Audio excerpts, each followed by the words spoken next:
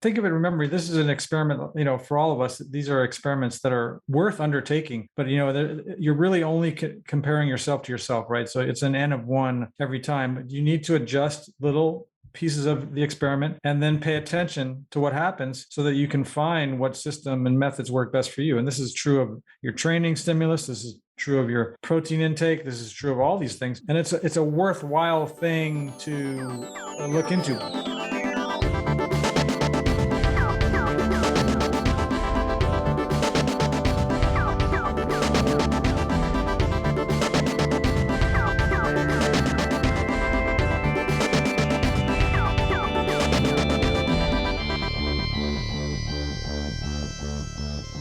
We are about to launch. Truth, not trends. Truth, not trends.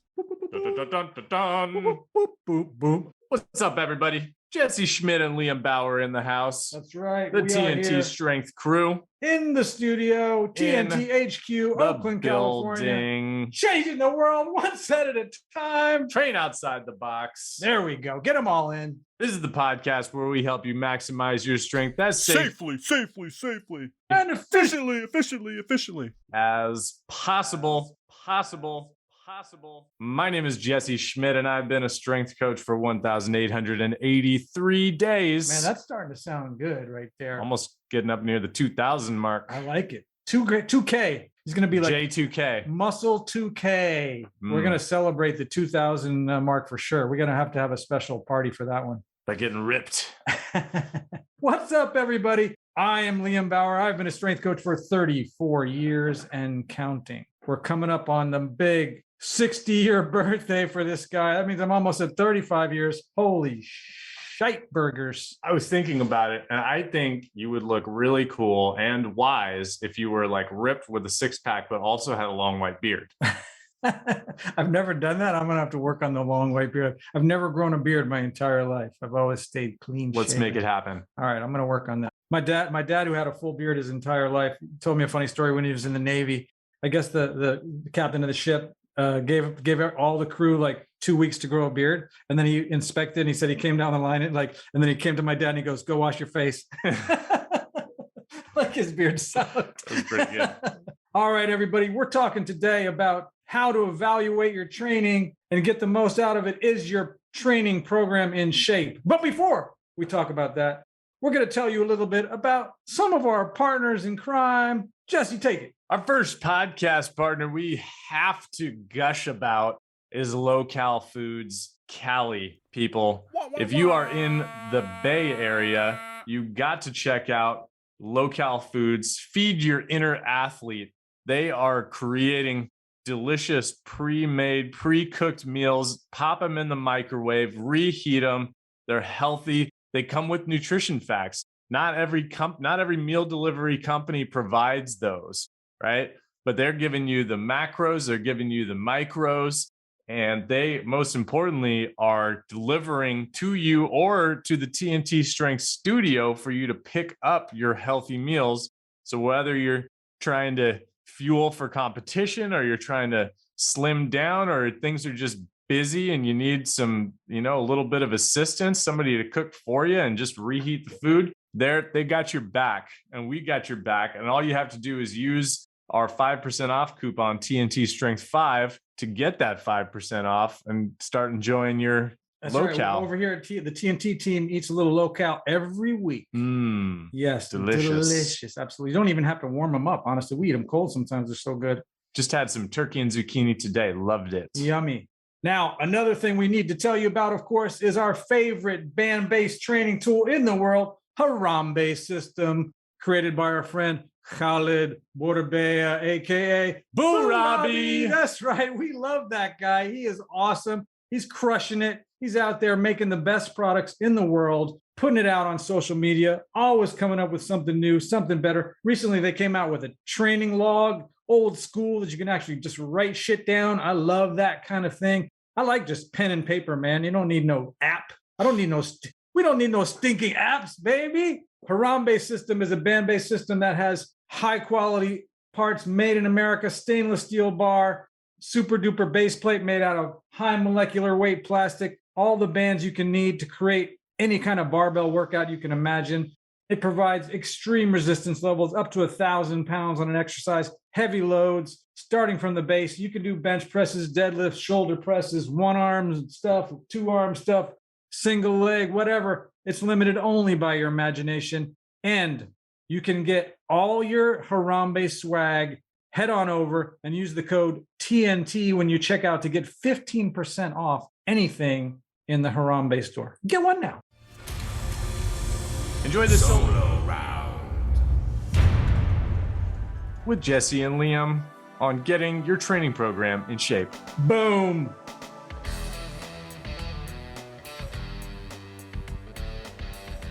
All right, what are we starting with, baby? I'm diving in. Pew, pew. What's up, everybody? We are here in TNT land talking about making sure your training program is in shape. Training? Talking about training? We in here talking about practice. We talking about practice. Not a game. We talking about practice. Man, we talking about practice. What are you talking about? What do you mean is your training in shape?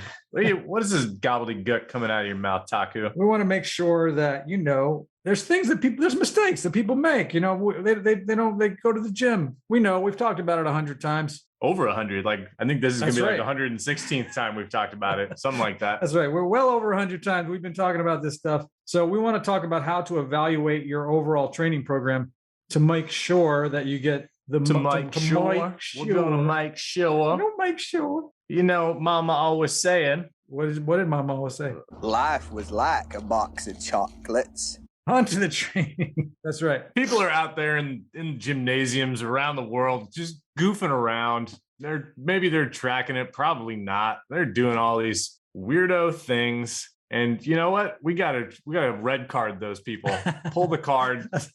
Look, take a seat. 2 minutes in the penalty box. That's right. Just take a couple plays off and let's just assess things and see how it's actually going here. That's right. So we're going to talk a little bit about how to evaluate your overall training program today to make sure that you've got all the right things dialed in to get the most out of your time in the gym. We always talk about helping people get as strong as possible, as safely and efficiently as possible. So that's real important. We want people to get something of value out of their time, right? 99% of people go to the gym, they check that box in their mind. They think, well, I went to the gym today, but not all of them are getting results. Not all of them are happy with the results. Many of them are stuck on that hamster wheel going round and round. They make some progress, they lose it. They make some progress, they lose it. So there's a few real simple things that you need to think about in order to make sure your program is working. Jump off that hamster wheel with us. That's right. You might be a little dizzy, so, stabilize, and we're going to get into it. So let's start with the thing that people think about the most, the actual training itself. We're talking about strength training. It could be, doesn't matter what the tool is, but we'll call it weight training, we'll call it strength training. And we want to make sure, is the training that you're doing intense and progressive enough to create the appropriate stimulus for growth? Is your training intense enough? That's a place to start. And it's really a place where most people totally miss the boat, right? They're going in there and lifting that 3 sets of 10 or 5 sets of 5. They're not really thinking about how hard it was necessarily. Maybe one of those sets gets hard if they're lucky, but a lot of times they're just counting the numbers and, again, checking off the box, right? Especially people who are new and fresh to resistance training in the first place. They, the classic thing is just to Google, a program. And of course the program is going to say, oh, just, pick a weight, arbitrary, do 3 sets of 10 and then you're done. And they have no really concept of how hard is working hard. And we also know that even with experienced, weightlifters, we're poor judges of how hard we're actually working. And there are studies to substantiate this, that our rating of perceived exertion is not actually accurate compared to our general ability to train to muscular failure. Yeah, and that's important because what we're noticing a lot in across the board in the industry is people talking about this thing called reps in reserve, which is basically the idea that you are working to a point that's close to as hard as possible. And that's what Jesse was implying. And what we're finding to be true is that even with really experienced lifters, they're not really good judges often of how close they were. So they'll say, oh, I had 2 more in the tank. But if you had pressed them and coach them and encourage them, they might have had 5 or 6 or even 7 more reps in there. And so that's why we don't usually worry too much about stopping at a reps in reserve place. People will often say, train close to failure, train near failure.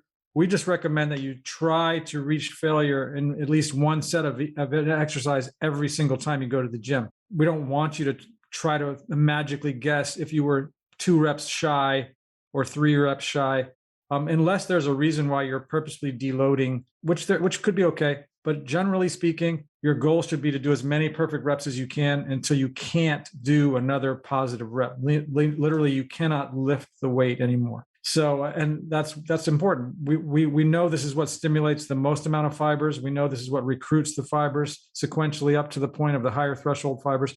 This is what guarantees that your training stimulus was as effective as it's going to be that day. Couldn't have said it any better. Most people aren't doing that in the gym, so make sure you keep your training in shape by working as hard as you can. That's right. The next thing to think about is, are your training sessions far enough apart to allow for proper recovery? Now, for a lot of people, that probably sounds like a strange sentence. What do you mean far enough apart? Shouldn't I be training every day? Shouldn't I be training, 6 days a week, 4 days a week? We do have guys. I'm going to lose my gains if I take a day off. Exactly. So remember that the training itself, the workout that you do is the stimulus. And ideally, we've talked about it just now. We train to a point where we've reached momentary muscular fatigue. We're done. We don't need to do that again. We find that for most people, 1 set per exercise and maybe 2 sets per muscle group is enough on any given day. Remember, when you hear these studies talking about a certain amount of sets and reps, they're looking at weekly volumes, not per workout volumes. The studies aren't talking about per workout. When they say 10 sets is optimal, we've gotten into this in our past episodes.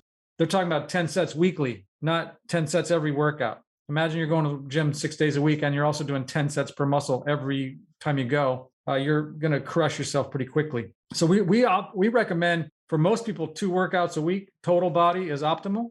You can also do 3. In my experience, nobody out there, no matter how advanced or whatever else they're doing, needs to do more than that. If you are trying to work out more frequently for some reason, that's when you need to start thinking about splitting routines, upper, lower, push, pull, that kind of thing. It's been very classic over the years for people to train sort of a Monday, Tuesday, take Wednesday off, and a Thursday, Friday, take the weekend off. That can work if the split is correct. But again, we want to make sure that there's rest in between that stimulus so that recovery can take place. And we'll talk about recovery a little bit later too, in more detail. But how do you know if you are recovering? Well, you should be tracking the results of your exercises, writing them down. We've talked about this a million times on the podcast, using a notepad, using your phone, notes on your phone. You could use a spreadsheet. You could, there are apps where you can track that stuff. You can use the TNT app. It's out there. So, you generally should be seeing your numbers go up almost every single workout. So if you see the numbers, stagnate or start to take a dip, then that might be one indicator that you're not getting enough recovery. And you can also judge by, some qualitative things like, how does my body feel, right? Am I feeling lethargic? Am I feeling sore? Soreness is not going to be a direct indicator of the effectiveness of your workout or and it is possible to be very sore and still have the strength and ability to progress in your weight training, although it may be uncomfortable. Probably not very many people do that on a consistent basis. It feels good to be not sore and coming into your workout.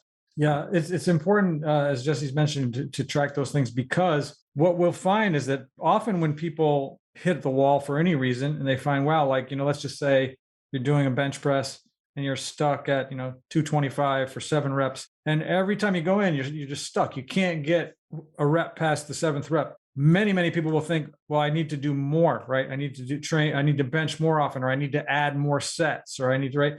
Not that many people go the other way and recognize, hey, maybe I need more rest, right? And it's very, very common that if you just take a little time off, you could either take one long rest. Maybe you've been training for 6, 8 months, 10 months with no break, and you're stuck in that, and that bench press has been stuck for months. You take 10 days off, I guarantee when you come back, you're going to set PRs across the board, new records, right? So it's really common that people don't recognize that the recovery is that important. That's why we recognize in our model that most people train twice a week. We find it gives them enough recovery. Again, if you want to train 3 times a week, there's ways to do it, but recovery always has to be at the forefront of your mindset, making sure there's a balance, right? We got yin and yang, stimulus, recovery. Boom. So we want to know, are your training efforts consistent, right? Consistency is also key. So we know it needs to be intense enough. We need to be recovered, and then we need to be consistent. We can't train once a month and usually be that effective, especially as a beginner, right? We need consistent bouts of stimulus. So there's a real balance there. And this is why tracking is so important and why we talk about it all the time. And we track so meticulously when we're working with our clients here at TNT. You need to think about this stuff in a holistic sense, right? It's maybe not be as cut and dry as, well, okay, how many times should I ideally be working out per week, right? Because, that number is different for every person. For somebody who wants to do the Schwarzenegger program, right? You could be on the Schwarzenegger program training to failure, doing, one single set, technically probably you're supposed to be doing higher volume on that program. But for some people, that's ideal because they want to be in the gym for a long time. They want to do high volume, this and that. Is that sustainable for the majority of people? I don't think so. And that's why at TNT, we advocate doing 2 full body workouts a week, for 30 minutes or less, because almost everybody's got an hour in their schedule to do resistance training, especially when they clearly understand the benefits of it. So that number, whether you work out, 3 times a week and you do a split routine, or you work out twice a week or even once a week, it just is important that you're consistent with it over the long haul, right? So, maybe you can do the Schwarzenegger program in January, but if you fall off in February and you don't work out for 3 months because you're burnt out from working out every day or 6 days a week, then, is that an effective program? I don't think so. Not for me. If it's only effective for you 1 month out of the year, a couple, even if, let's say if it was successful for 6 months out of the year, you don't get to just, stockpile those 6 months of gains. It's going to take a little while longer than most people think to lose that strength, probably a month or more, or to start losing that strength. You don't lose it all at once, but 2, 3, 4, 5, 6 months out from stopping that training, you are not going to feel, most of what you had built up. So better, in my opinion, to work out a couple times a week consistently than a lot of times a week, and then go through these huge, mesocycles of I'm training a lot and I'm training not at all. A lot of people do that unintentionally, right? They're cycling based on getting injured, catching a cold, and all those things. They don't realize that those things are byproducts of that overtraining. So as Jesse mentioned earlier, sometimes if you're losing enthusiasm, like you love going to the gym and then you notice man, you just don't feel like it. A lot of times that's your body telling you that it needs a break, right? If you suddenly find yourself just dreading the idea of going in, probably you need to take that time off. But yeah, we definitely recommend, remember that strength training is a lifetime activity. We want people to find a way to incorporate this as part of their lifestyle for as long as they possibly can to get the maximum benefit. So that's where that consistency comes into play. Boom. Section 2. So nutrition is important, obviously, as part of health, and it's to be successful in, stimulating growth in your body. We want to make sure we're getting our nutrient needs met, right? So we want to know, number one, most important thing, do we have enough protein coming in? You hear us talk about this all the time. We've had multiple experts come on and talk about it. Dr. Sarah Oikawa, we have other people coming up in the not too distant future. Protein is the most important nutrient, especially as we age, and if muscle building and maintenance is part of our plan, which it should be, we got to have our protein needs met. So that's the number one thing when you're looking at your nutrition. I always tell people when I'm helping people learn about it, when they look at their plate or when they're planning a meal, the first thought should always be, where's my protein? That's the first thing they should think. What am I having for breakfast? Where's my protein? What am I having for lunch? Where's my protein? Right? That should be number one. The ironic thing about focusing on protein in your diet is that when you do it, you don't actually, in my experience, focus on your diet as in the context of your entire life nearly as much, because you're full. We're recording this, it's 2 p.m. I've eaten 800 calories today. I ate bacon and eggs for breakfast, and then I ate some turkey and zucchini for lunch. 800 calories is not that much. That's about half of the calories that I'm going to eat today. And I'm in a calorie deficit because I'm doing a bit of a a cut. And am I thinking about food? Not really, because I've had, I don't know, like 80 grams of protein or something like that Right. already So today. it's very satiating. They're usually most animal-based protein sources come with a good amount of quality fat as well. Fat is also satiating. So, even if you're eating leaner sources of protein, yeah, your body is happy, right? It's nutrient dense. A lot of times we can get hungry eating a lower quality diet, even though the calories are high. It's calorically dense, but it's not nutrient dense.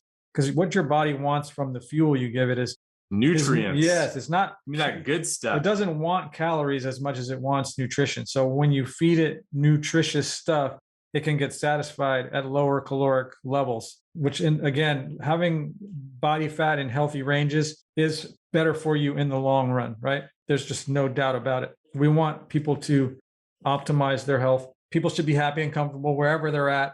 But as a general rule, having your body fat in a healthy range is always going to be better for everything in your life. So we've got the protein, number one. So we want, if we're working out hard, again, sometimes after the workout, we've talked about post-workout nutrition. This comes in and out of vogue, but it can be beneficial right after a very intense workout to take in some. That's a time when your meal can include some good quality carbohydrates, because strength training and anaerobic activity is a sugar-based event, right? You're using a lot of glycogen. You're using that stuff up. We want to replenish it. And so we're creating a need, and we can partition those needs potentially more optimally. Again, people will argue this, but in my experience, it doesn't hurt. If you're going to get the carbs in, the time to get them in is after you've had a really good, challenging, intense workout. I always feel better when I do that.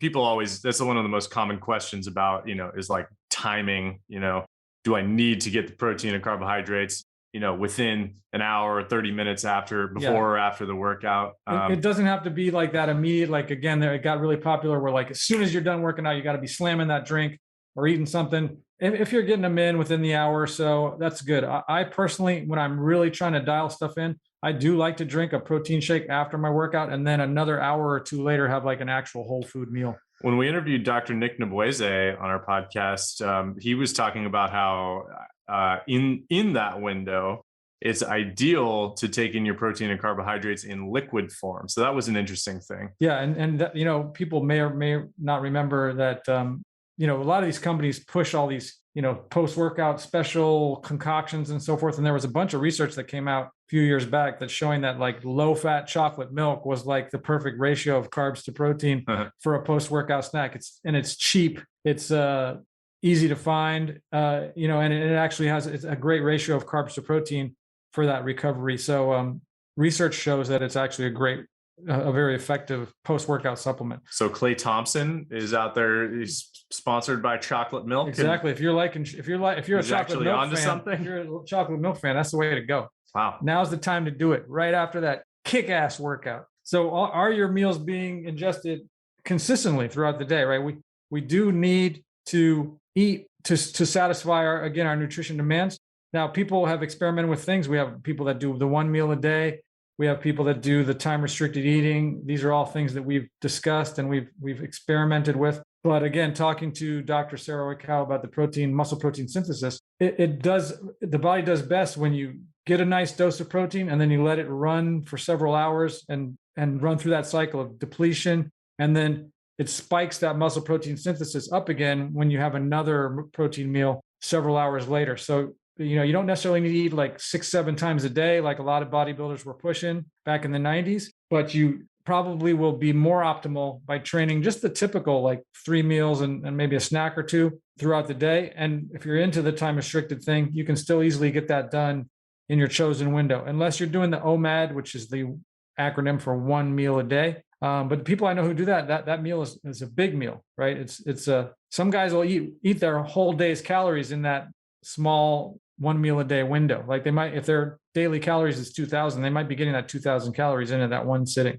Yeah. So this is dependent on your individual situation. I think that as long as you're eating an amount of calories that's appropriate for your individual body and getting the nutrients that your body needs and training consistently, then, and we're going to talk about some of the other things like sleep and, some of the other recovery type stuff.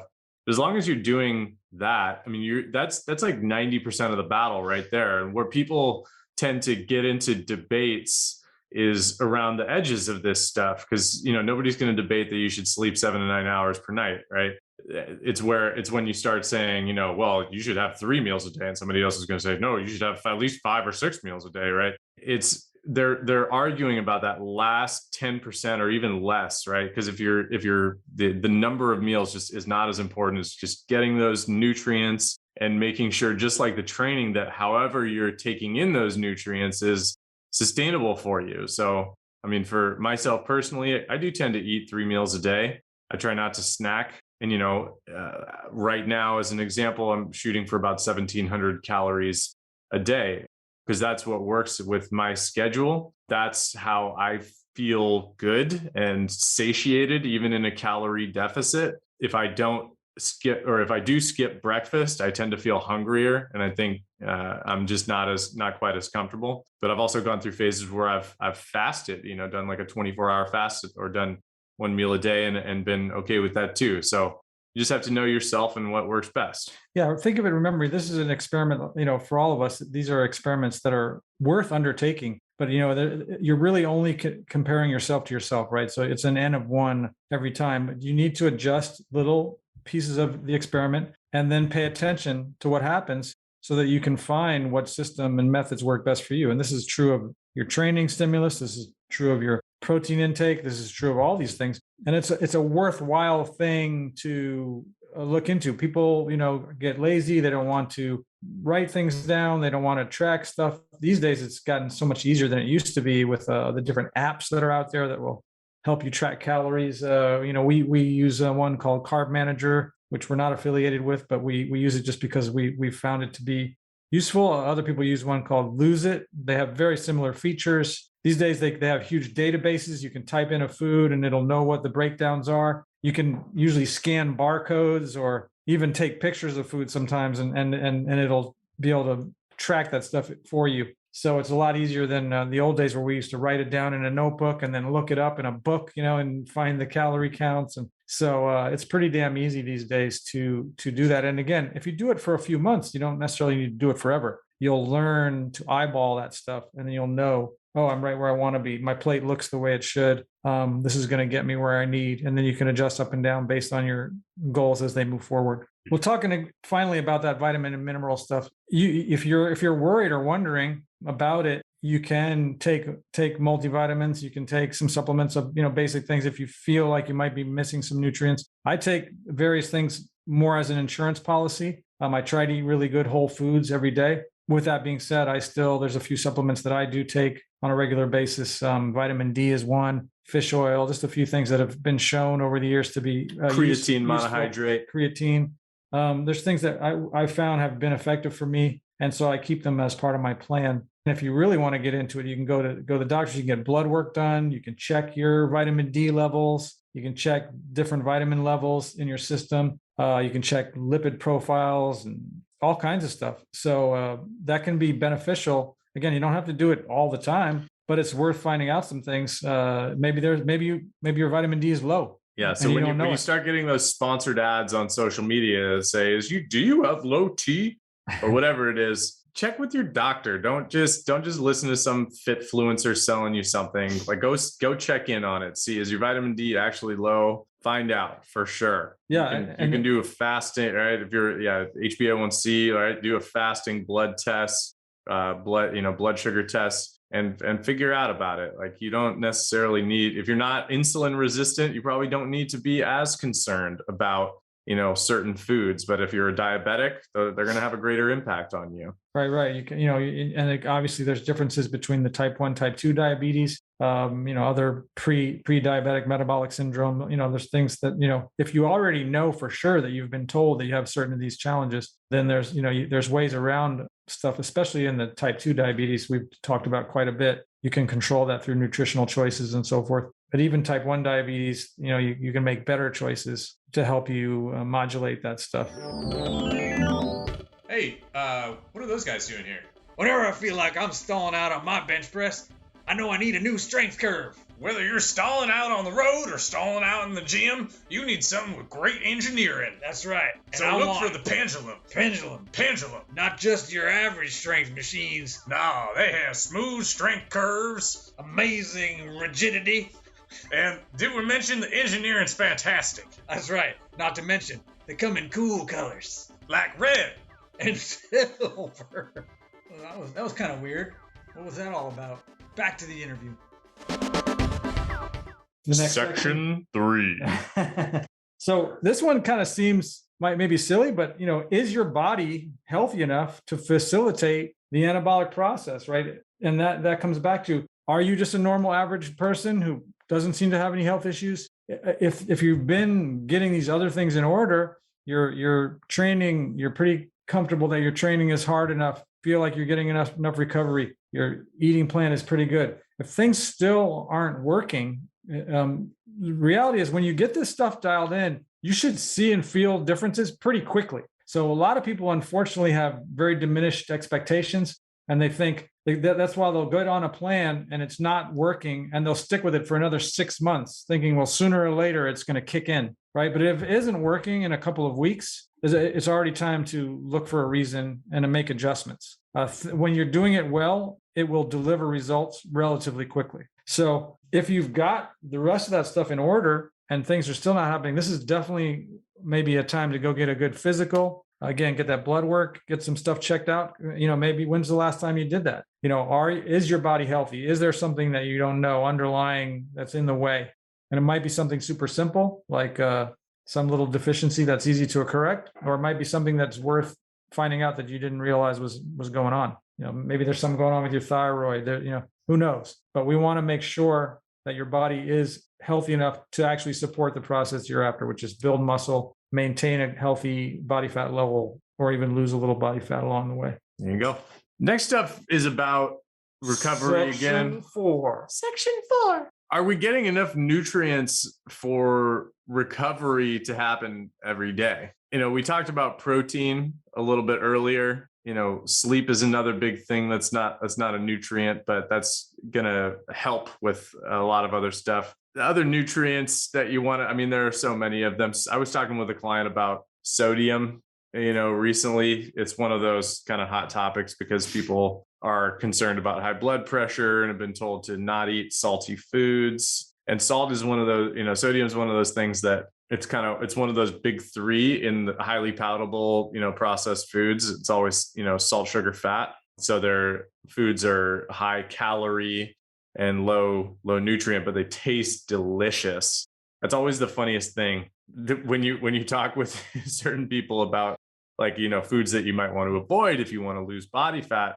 They'll say, no, but they're so good. Well, we're not debating that they taste good. Yeah, that's right. We know these foods taste good. They're delicious. Yeah. Some of us have sweet tooth, some of us have salty tooth. I actually have always leaned more towards the salty stuff. So for me, it's like Doritos or things like that, man. I could go to Costco and get those giant, 3-pound bags. Yeah. And if I bring one of those home, once it's open, it'll be gone in a couple days. I had some Quest chips, and I never had them before. Yeah. I'm not going to make a habit of eating them, but it's like 500 calories per bag, and there's like 30 or 40 grams of protein in the bag, which is kind of impressive. I ate a couple of the chips and I looked at the servings in there. I was like, okay, I think I'm going to eat half of this bag. I ate the whole bag. Yeah, of course. And so it's like those, even with these like protein, products, quote unquote, like it's still not as satiating. That was 500 calories. If I ate 500 calories of a steak, I'm sure I would have been much more full. Yeah. And and those things, you'll suck them down quick and not realize it. It's, like the classic is, like those Arizona teas, that giant can. Right. And it's really like 3.5 servings per can. And you'll look at it and I'll go like, there's 30 grams of carbs per serving. And then you realize there's 3.5, there's like 90 grams of carbs of sugar, right? And we talked about this stuff with Jessica Turton on the podcast recently, where, we tend, when we're sort of having these high level conversations, we're talking about like macronutrients, like, carbohydrates, fat, and protein. But the fact is, the reason what I just said, that if I had eaten, 500 calories of steak, I would have been more full.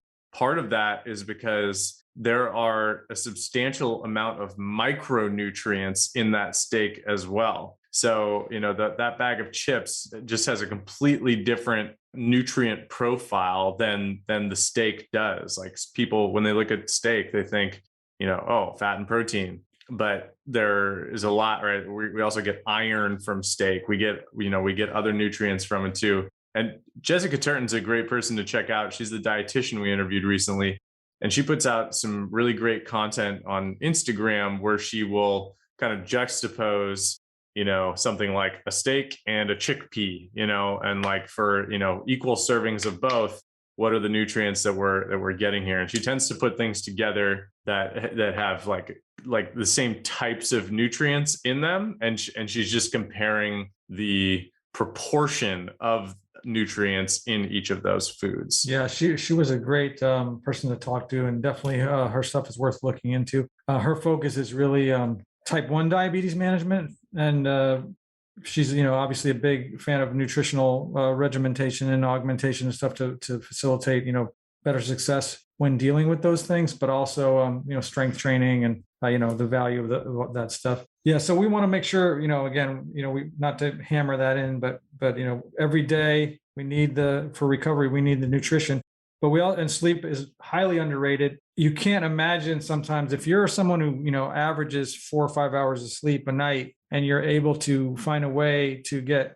6 or 7 hours of sleep a night, the results will be dramatically different, right? How your body will respond both to the training and just how you'll feel on a daily basis. So adding more sleep is always worth investigating, finding ways to do it. If you're someone who's able to take naps, that can be a great thing. If you're not trying to set a more scheduled time to go to bed, a lot of times I'll tell people, you couple hours before bed, you stop eating, another hour before bed, you stop screen time, like that, you're easing yourself towards that stuff. If you're me, 30 minutes before going to bed, you stop crying. Yeah. Or he starts dancing when he knows I'm not bothering him anymore that day. There was, I've mentioned. He's crying himself to sleep every night. Okay, 5 minutes before I go to sleep. There's a book I've mentioned in our podcast before called Why We Sleep by Matthew Walker, who's a Cal Berkeley, professor. He talks about the difference between, driving drunk and driving sleep deprived.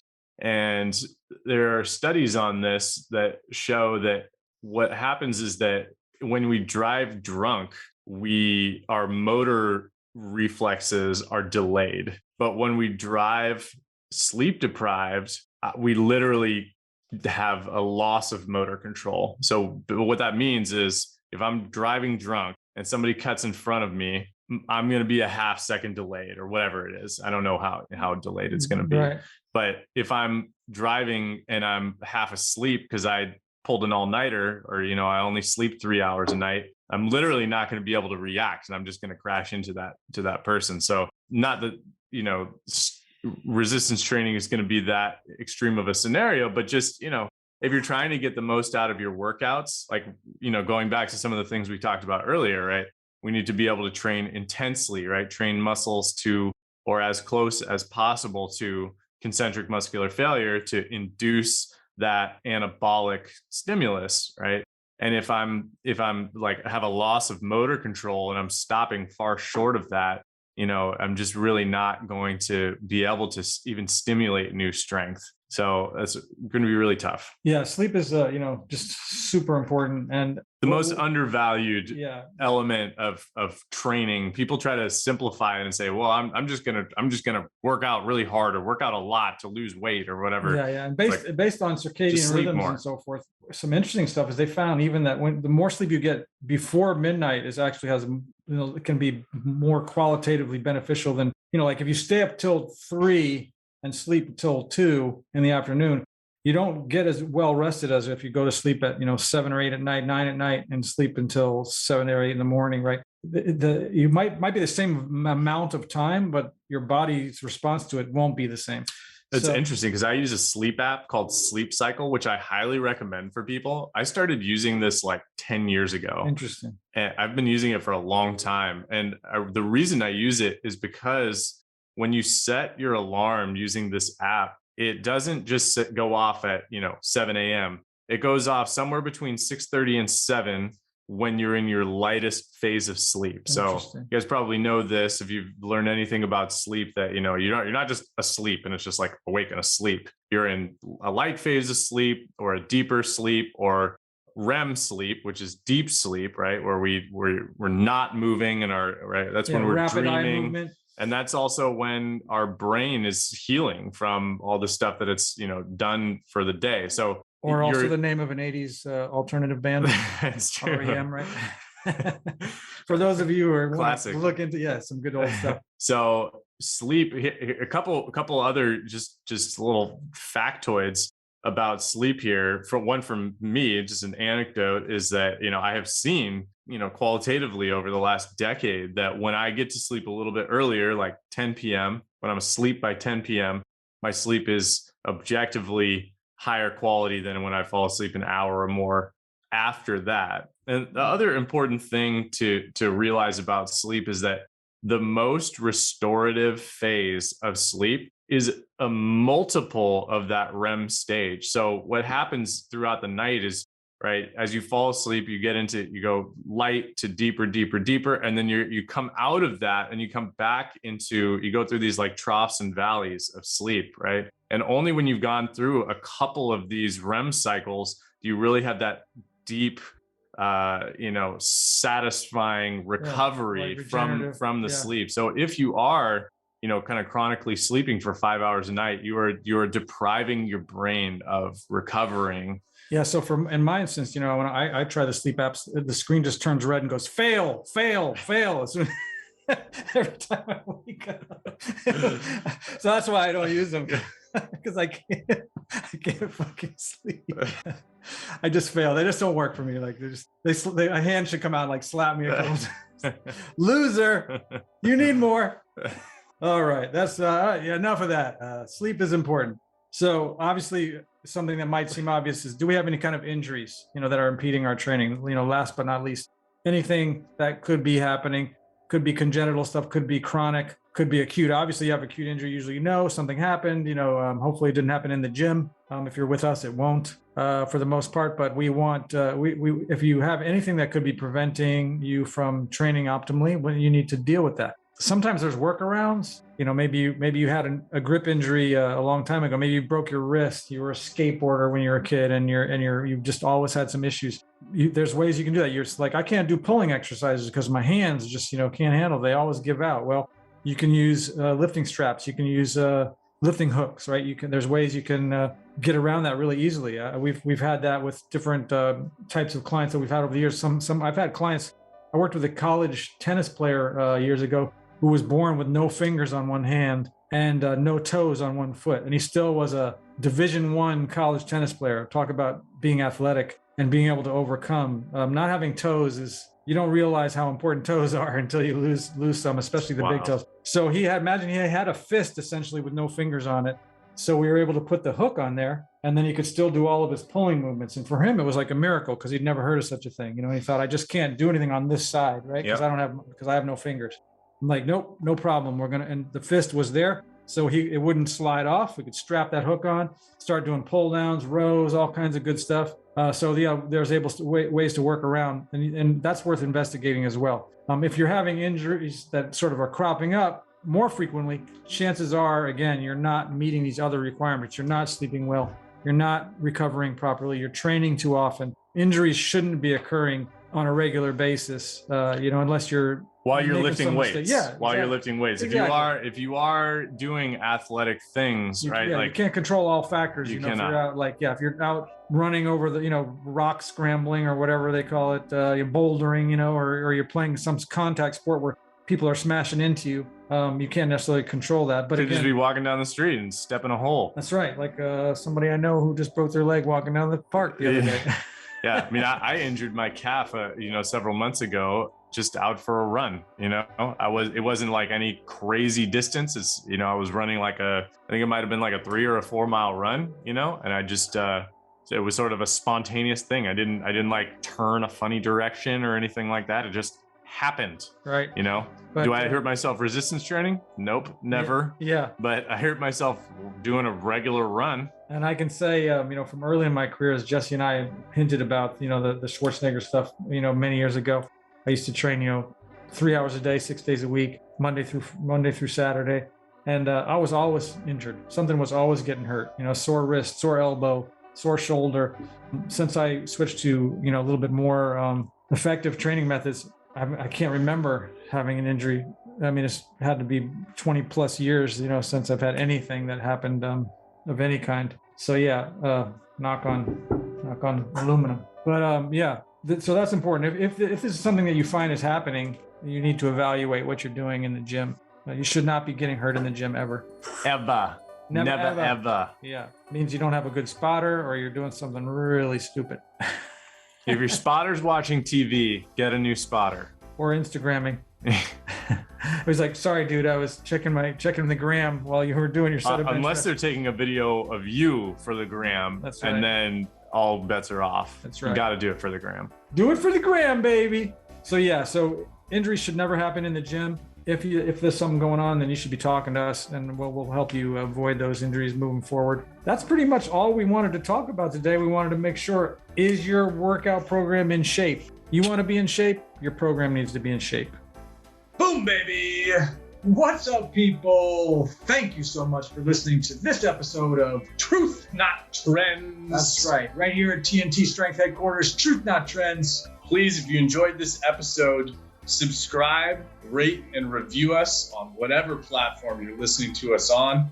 And don't forget to share with a friend. You can find us on the web at tntstrength.com. That's right, TNT Strength now coming to you in person at 5255 College Avenue in Oakland, California. You can call the studio 510-768-5421. You can also text us at 855-796-9905. Or shoot us an email at contact@tntstrength.com. And whatever you do, stay off of that stupid blue bubbly boasting. What do you think, Cappy? My workout is in the shape of a donut. Is that good? It could be. Circular. I like it. Circles are good shape. Is it jelly filled? No, but I am. Oh, okay. I like a good jelly filled. Mixed and edited by Desmond McNeese for We Mixed It, LLC. Go to whatsoundsawesome.com. Unplug it and bring it over here. We are making songs out of any old thing we do. I am a good looking man with no hair. There's an edit for Cap.